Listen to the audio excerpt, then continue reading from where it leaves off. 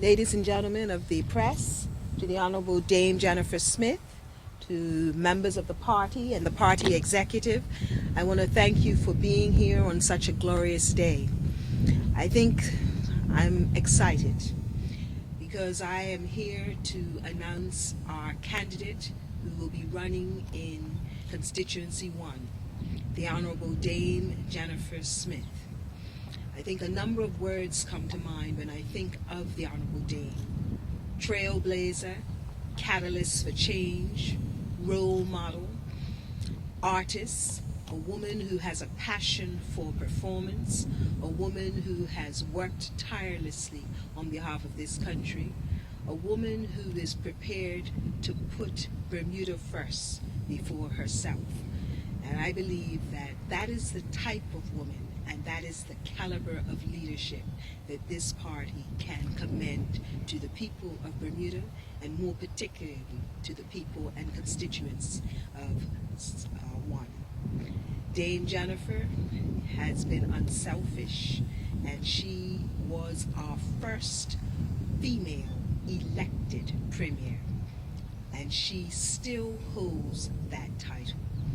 She also is one who represents a gold standard in terms of women who can get involved in politics and also in public administration. And she has encouraged those who come into contact with her to excel. Just last week we saw 2 female aldermen elected onto our corporation of St. George. I think for me it's a pleasure and an honor to call a woman who has not had it always easy, especially during her stint as leader. But I always think of the poem Maya Angelou, and still I rise, because she's been transformational, not just in her leadership, but in the effect and the influence she has amongst everybody who comes into contact with her. And she is prepared to do the necessary and really put country and party before self. So with those few words, which hardly do justice to all that she represents to this community, I am pleased and honored to call the PLP's candidate for Constituency 1, the Honorable Dame Jennifer Meredith Smith, JPMP, to the podium. Dame. Good afternoon.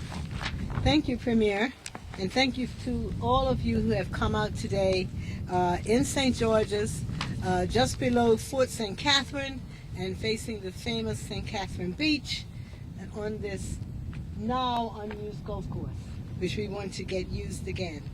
Good afternoon all. I stand before you humbled at the opportunity to once again serve the people of St. George's North. I am an unapologetic St. Georgian, so it is with great joy that I accept the candidacy for this constituency. Since my re-election in 2007, I have continued to work in the best interests of St. George in particular and children in general.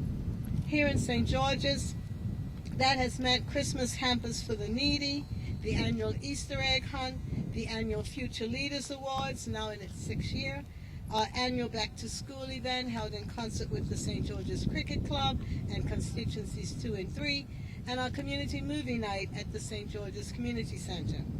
As Minister of Education, we have focused on teaching and learning in order to spread equity across the system by raising standards and offering help on site at schools.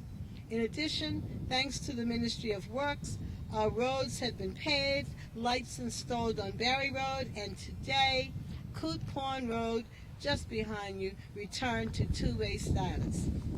As a government, we have confronted the worst global economic crisis since the Great Depression. It has been a tough battle, but we are winning the fight. We are making progress in terms of economic recovery, and our spending has been invested in making this country better. We spent not because we like roads and buildings. We spent to provide jobs, assure health, and achieve success and stability for the people of this country. Yes, there have been challenges, but there have also been successes.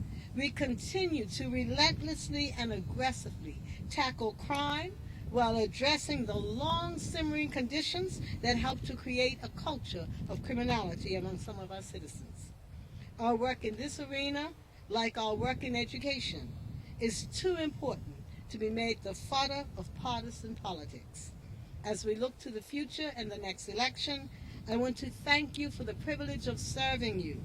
Thank you for placing your trust in me, and I can promise you that a vote for me will not be in vain.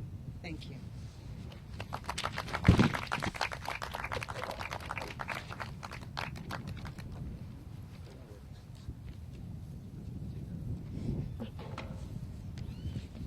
Any questions? Why was a Coots Pond Road actually made a two-way road, a one-way road originally? I believe it was because of the investment of government in shoring up Naval Tanks Hill. You know a little bit about St. George, so you would know just as you turn the corner there, you see how close that is to the rocks. The water had been wearing away the road from underneath, and government has spent quite a lot of money fixing that up. What we have agreed in conjunction with the Minister of Works is that we would stop heavy trucks and buses from using that hill and thereby save on the wear and tear. And what we have also agreed after consultation with the residents is that the road would be returned to a two-way road as it has been all of this time. As you probably are aware, again, there are about 6 houses on that particular strip, or 7, and it was putting an undue pressure on the residents in terms of even visiting their neighbors on the other side of the road, on the other side of Naval Tanks Hill Road. So the rest of us can come around. Heavy trucks and buses can come this way, but the residents will have two-way access. But I also want to talk about this area for those of you who may not know, and probably some of you were not born, but my very first political success was as a result of the rocks you see in the distance and Coot Pond. I was in the Senate in the early 1980s, and government at that time had a plan to put a footbridge across Coot Pond in pursuit of a golf course. And I, who had walked these hills since 1972, reminded that government that they had just spent at that time $60,000 dredging Coot Pond for the fishermen. And so to put a footbridge over there would not make sense. And thankfully, the other side at that time did accept criticism and did accept a amendment and changed their plans so that the fishermen who used Coot Pond could continue.